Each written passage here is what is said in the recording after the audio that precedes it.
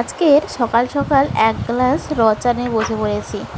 একদমই না, এগুলো র চাই নয়, একদম নয়। তো সকালে ঘুম থেকে উঠে প্রথমে আমরা এক গ্লাস তিতা পাতা জল খাচ্ছি। মানে এগুলো হচ্ছে বাদমরির খাড়ার পাতার জল।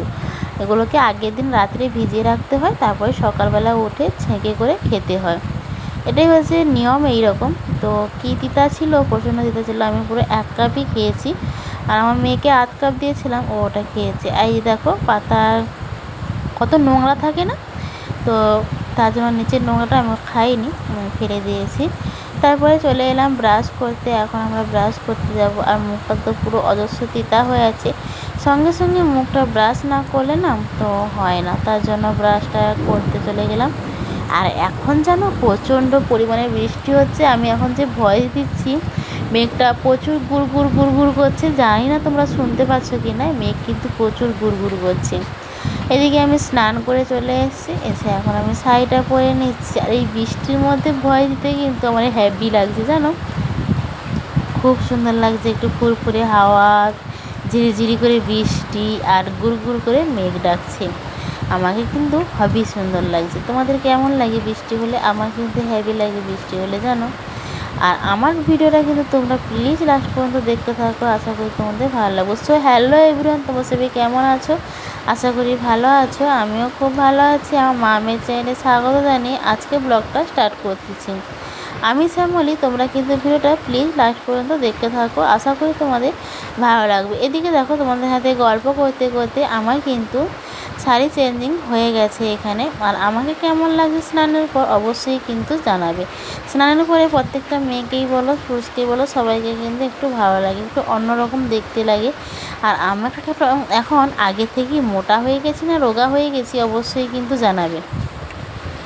আজকে যেহেতু বড়বাবু ঘরে ছিল, তাই ওকে বলেছিলাম যে দোকান থেকে লুচি আর তরকারি নিয়ে আসবে। তো যেমন কথা তেমনই কাজ, লুচি আর ঘুগনি নিয়ে এসেছিল। কিন্তু ঘুগনিটা সত্যি কথা বলতে লোকটা একদমই ভালো রান্না করতে পারেনি, বাজে লাগছিলো আমার। কিন্তু ঘুগনিটা খেতে একদমই ভালো লাগেনি, জানো। তো খাওয়া দাওয়া কমপ্লিট করে এখন আমি চলে এসেছি ওষুধ খেতে। আর ওষুধ না খেলে তো আর হবেই না। এখন কত রকমের ওষুধ খেতে হয়, আয়রন ট্যাবলেট, ক্যালসিয়াম ট্যাবলেট। অসহ্য লাগে, ভালো লাগে না, তো খেতেই হবে, কিছু করার নেই।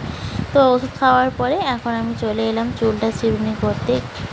তোমাদেরকে রিকোয়েস্ট করব, তোমরা কিন্তু ভিডিওটা প্লিজ লাস্ট পর্যন্ত দেখতে থেকো, আশা করি তোমাদের ভালো লাগবে। আর লাইভগুলো কিন্তু পুরো প্রথম থেকে শেষ পর্যন্ত দেখো। আর আমার চুলগুলো না প্রচণ্ড পরিমাণে উঠছে, জানি না কেন, কী প্রবলেম হচ্ছে জানি না।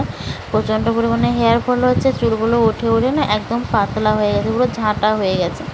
ঝাঁটা তো তাও মোটা থাকে, আমার তো চুল আরও পাতলা। এদিকে জানো, আমি দুপুরে ভাত বসিয়ে দিয়েছি। দুপুরে রান্না হবে কি বলো তো, বিম করে আলুর চচ্চড়ি, ডিমের ঝোল, আর এদিকে ডাল হচ্ছে, আর চাটনি হবে। বিকেলে ঘুম থেকে উঠে আমি আর আমার মেয়ে ফল কেটে নিয়ে বসে পড়েছি। আপেলটা মিষ্টি ছিল, কিন্তু লেবুটা কিন্তু একদম মিষ্টি নয়, লেবুটা প্রচণ্ড পরিমাণে টক। তাই আমি লেবুটা খাইনি, আর মেয়েকেও খেতে না বলছিলাম, ওকে বকছিলাম। আমার বরকে বলেছিলাম, এই যে দেখো তুমি কি সুন্দর ফল কিনে নিয়ে এসছো, ফলগুলো না দেখবে না, হাতে নেবে না, বলবে সাহেবের মতো যাবে, গিয়ে বলবে ওইটা দাও ওটা দাও, এইরকম একটা আইন ঝাড়বে। ফলটা তো দেখে নেবে কোনটা কীরকম ভালো না খারাপ, না দেখে নেবে না।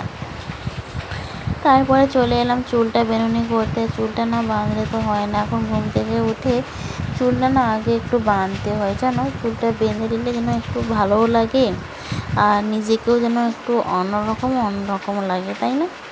আমার তো বেশ ভালো লাগে। এখন কিন্তু আমি একটানা পুরো ভয় দিতে পারি না, আমার প্রচণ্ড পরিমাণে কষ্ট হয়, হাঁপিয়ে পড়ি আমি, জানো। তো এদিকে আমার চুলটা বাঁধা পুরো কমপ্লিট। এই যে দেখো চুলের আগাটা দেখেছো কত পাতলা হয়ে গেছে, চুলটা একদম উঠে পুরো শেষ। চলো ওদিকে দেখি আমার বর কি করছে। আমার বরকে বলেছিলাম আমি নরম নারকেল খাবো, তো কিনে নিয়ে এসেছিলো। তো কেটে দেখি না নরমই আছে। তো কি সুন্দর না, আমার তো খুব ভালো লাগে নরম নারকেল খেতে। আর নাকি লোকে বলে নাকি প্রেগনেন্ট অবস্থায় নরম নারকেল খেয়ে নাকি বেবি নাকি স্কিন ফর্সা হয়। সত্যি কথা নাকি আমি জানি না, তোমরা যদি জেনে থাকো অবশ্যই কিন্তু কমেন্ট বক্সে জানাতে কিন্তু একদম ভুলবেন না। আর আমার নরম নারকেল খেতে বেশ ভালো লাগে, তোমাদের কেমন লাগে অবশ্যই কিন্তু জানিও আমাকে। আমি বরকে বলেছিলাম তুমি একটু নেবে নাকি, একটু নাও, দিলাম, বলছে তুমি একা খাও। যে না না আমি একা খাবো কেন, তুমিও খাও। তারপরে ওনাকে দিলাম, উনিও খেলো। তারপরে আবার খেতে বসে পড়েছি। দেখো সন্ধ্যাবেলা চিপস ভেজেছিলাম 2 দিন আগে, তো চিপস ভাজাগুলো ছিল প্যাকেটে কয়েকটা, তো ওইগুলোই খেয়ে নিলাম। খাওয়া আর খাওয়া, খাওয়ার পরে শুধু খাওয়া। তারপরে বড় বাজার থেকে আসার পরে বললো দুটো মুড়ি মাখাও খাবো। তো চানাচুর বেশি ছিল না, এই গোটা মাছে চানাচুর ছিল, পেঁয়াজ কুচি, লঙ্কা কুচি আর আচার তেল দিয়ে মুড়ি দুটো মাখিয়ে খেয়ে নিলাম। আর আমার মুড়ি মাখাটা তোমাদের কেমন লাগলো অবশ্যই কিন্তু জানো। আর আজকের ভিডিওটা ছিল এতটুকুই। যদি তোমাদের ভালো লেগে থাকে প্লিজ চ্যানেলটা সাবস্ক্রাইব করে পাশে থেকো। দেখা হচ্ছে পরের ব্লগে। সবাই সুস্থ থেকো, ভালো থেকো, টাটা, বাই।